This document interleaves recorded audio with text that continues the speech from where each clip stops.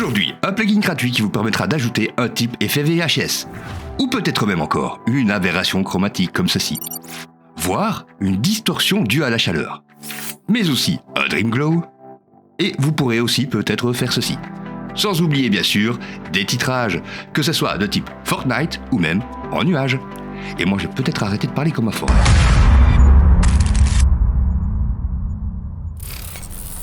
Hello tout le monde. Et oui, aujourd'hui on ne perd pas de temps, on se rend directement sur fusionplugin.gumroad.com/l/editorlabs. Non, je déconne, je vous mettrai bien évidemment le lien en description, vous cliquez dessus et vous arriverez sur cette page. Tout ce qu'il vous suffit de faire, c'est d'écrire un prix, on va dire, à peu près juste que vous estimez pour ce plugin. Donc moi personnellement je vous dirais un petit 5€, ça vaut peut-être le coup. Mais si vous n'avez vraiment pas les moyens, vous pouvez bien évidemment taper 0 et ensuite cliquer sur la case juste en dessous. Après quoi, vous rentrez votre adresse mail, vous confirmez que vous êtes vraiment pauvre, toujours avec un 0, et puis vous le téléchargez.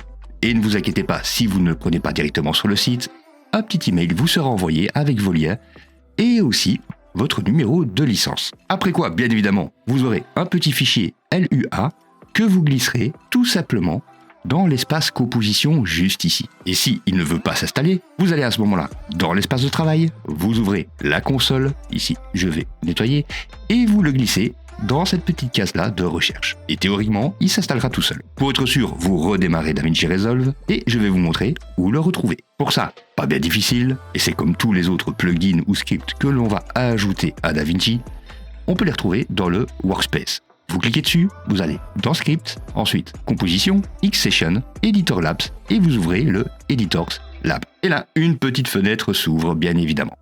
Une petite fenêtre avec différentes catégories que vous pourrez parcourir, bien évidemment, les unes après les autres. Je vous laisserai faire. Mais disons, par exemple, ici, on se mettrait sur la partie Effects, je clique sur Authentique VHS, et là directement, ça me propose un petit plugin en macro qui s'installera automatiquement. Et pour ça, il suffit de cliquer ici sur le bouton Download. Et cela va bien évidemment pour d'autres effets qui eux aussi sont gratuits. Mais attention, il y en a quelques-uns qui peuvent être payants. Comme par exemple le Motion Suite, le Font Browser ou le Parallaxer.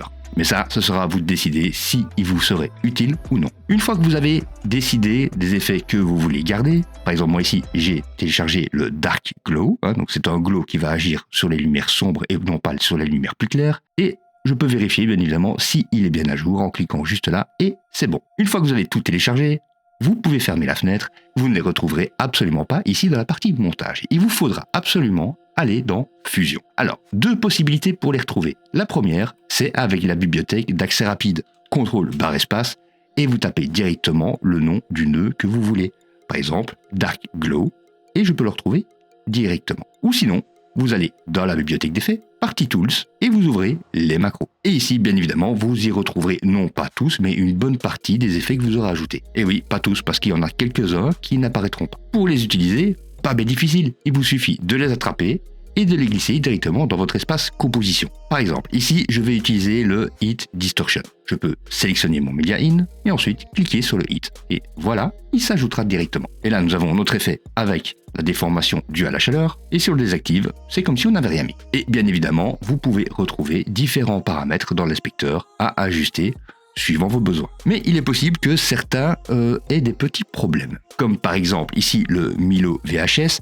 Et c'est pas spécialement que le plugin a un problème, je vais vous montrer plutôt. Je l'attrape, je le glisse dans mon espace composition. Ici, on voit que c'est directement un groupe. Alors, je peux très bien l'attraper, maintenir la touche Shift et le glisser entre mon Media In et ma sortie. Et là, ce qui se passe, c'est que tout devient rouge. Et oui, il ne fonctionne pas à cause d'une chose, un tout petit problème, tout bête. Pour ça, je vais vous montrer comment le solutionner, et ce n'est pas seulement chez les plugins de chez Xsession, c'est le genre de problème que vous pourrez retrouver aussi avec d'autres plugins venant d'ailleurs. Donc pour ça, je vais dégrouper, et je vais le regarder là où c'est bien rouge, et la plupart du temps, ce sont les textes. Et pourquoi les textes? Ça veut tout simplement dire que je n'ai pas la police d'écriture qui convient à cette programmation. Donc je peux double-cliquer sur un des textes, voir la police d'écriture, on va dire, je la change, je vais sur l'autre, double-clic, je change aussi sa police d'écriture, regardez la composition. Maintenant, c'est déjà beaucoup mieux. Me reste à choisir peut-être une distorsion correcte pour ajuster à l'écran, et voilà. Et peut-être aussi mettre les écritures en visible.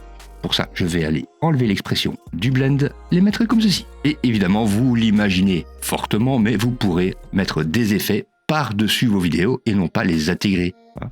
Tout simplement, si je retourne dans la partie macro, et disons que je vais prendre le Google Homepage, que je vais raccorder à mon Media In pour le merger et l'avoir par-dessus. Et voilà, vous pouvez bien évidemment inverser les connexions, mais à ce moment-là, ce sera un choix. Ou encore mieux, avec le Google Homepage, on va aller sur le background color et on va réduire sa couche alpha à 0. Et voilà, dans la partie texte, il ne vous reste plus qu'à écrire ce que vous voulez.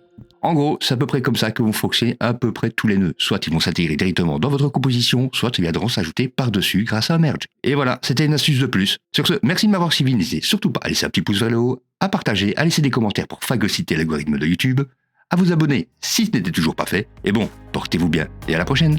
Ciao, ciao.